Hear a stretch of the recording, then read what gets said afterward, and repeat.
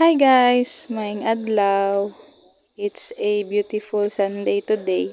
So for me, ang Sunday kay mangumpra jud ko. So as you can see na naami sa motor, mababa mi karon kay mangumpra ko para sa tindahan for tomorrow. So amo ang gida ni amo ang bugoy kay pag mata ni niya ganiha buntag, ang una niyang niyang gilitok kay truck. Mama truck, mama palitag truck. So amo ang gidala diri sa amo sang gisuroy kay normally wala man jud nako ni siya ginauban pag magbaba ko kay mahadlok ko kung kameraduha mo sakay. So karon kay naman ang iyang papa. So okay ra amo sa siyang gibabaog. Siya jud na namili sa iyang dulaan, and for the backhoe jud ang person mao jud na iyang pinaka-paborito nga dulaan, backhoe jud na.